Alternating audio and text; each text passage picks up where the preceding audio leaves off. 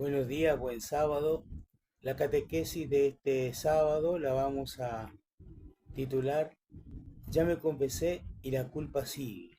¿Qué hago? Esta es una experiencia que tienen muchas personas, muchas personas. Más todavía es una experiencia que a veces es muy dolorosa porque hay gente que, habiendo cometido pecados graves en su juventud, llegan al momento de la ancianidad y todavía se acusan. ¿Eh? Vamos a tratar de explicar el fenómeno y vamos también a tratar de ver cómo superar. El sacramento de la confesión es un acto de liberación, pero puede suceder que después de haber recibido el perdón de Dios, la culpa siga acechando. ¿Por qué pasa esto? La confesión sacramental es en esencia un acto de liberación, un encuentro con la misericordia de Dios que en teoría debería disolver el peso de toda culpa. Sin embargo, para muchas personas el perdón recibido no logra calmar esa tormenta interior y persiste una voz interna que sigue repitiendo, no es suficiente, hay que hacer algo más, no merezco sentirme en paz, no puedo sentirme en paz, lo que hiciste es muy grave.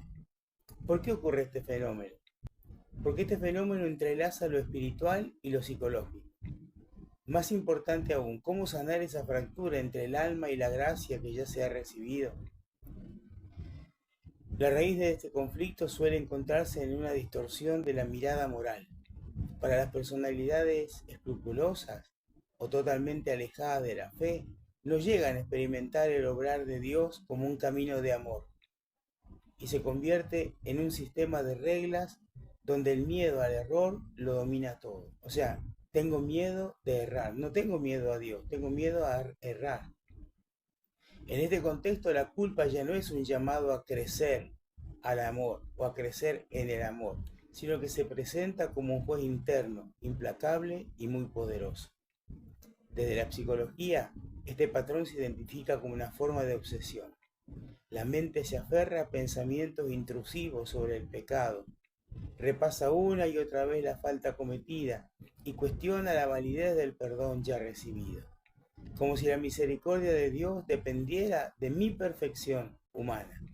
El pensamiento se centra más en la falta cometida que en la gracia de Dios derramada sobre mi corazón. ¿Qué dicen los santos al respecto? Es importante, miren, San Francisco de Sales, doctor de la Iglesia, reconoce este peligro cuando advierte: el escrúpulo es un aguijón que atormenta el alma. Nace de un exceso de amor propio, o sea que en el fondo es soberbia.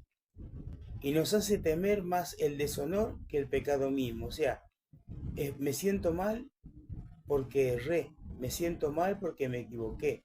No me siento mal por el mal que hice, sino porque yo me equivoqué, justo yo me vengo a equivocar. Es decir, la obsesión por la pureza moral puede esconder un ego frágil, confundiendo el amor de Dios con la necesidad de control que tienen mis actitudes. Por su parte, San Alfonso María de Ligorio, patrono de los confesores y moralistas, insistía en que Dios no nos pide certezas, Dios nos pide confianza.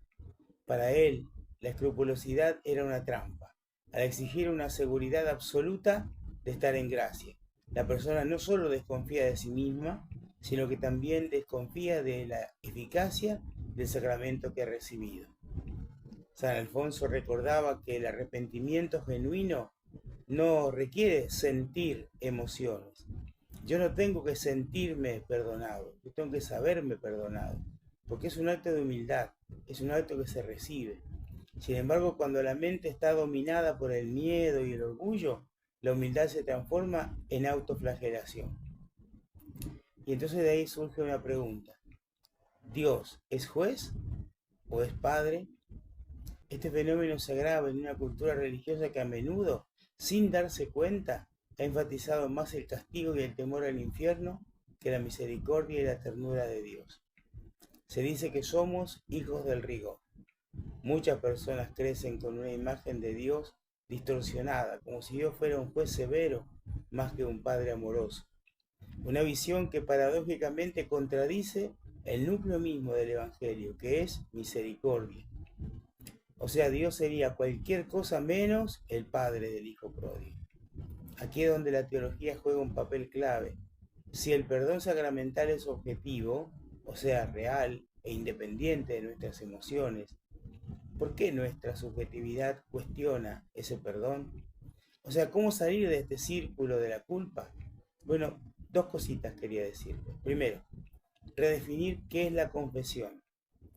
La confesión no es un trámite, no es un boleto para poder comulgar, tampoco es un adormecimiento de la conciencia.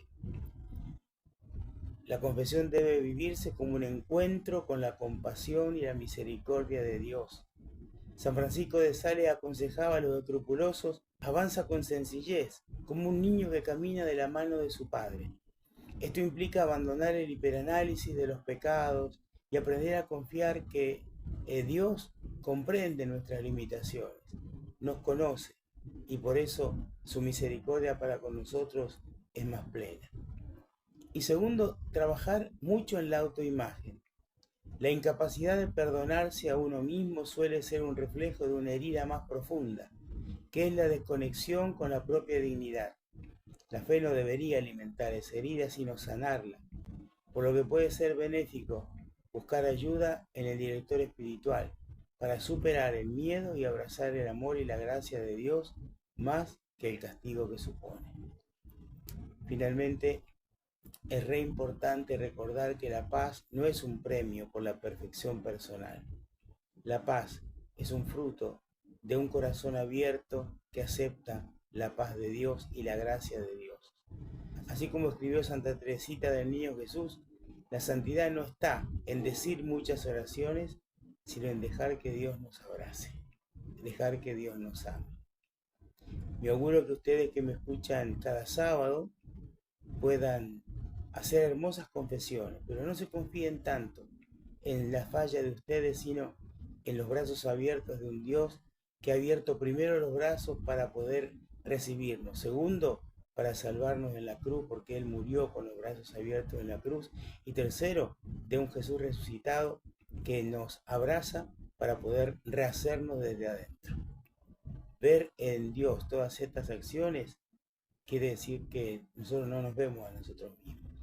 Pues en cuantito nosotros empezamos a mirarnos a nosotros mismos, el ego nos puede. Y ahí es donde no nos sentimos perdonados porque siempre nos falta algo. ¿Quieren una buena noticia? Siempre nos va a faltar algo. Porque ahí donde abundó el pecado va a sobreabundar la gracia siempre. ¿Quieren una mala noticia? Siempre nos va a faltar algo. Y si ponemos, le clavamos el diente a ese pedazo de carne, nos vamos a romper la dentadura. Los bendiga Dios Todopoderoso, el Padre y el Hijo y el Espíritu Santo. Buen fin de semana.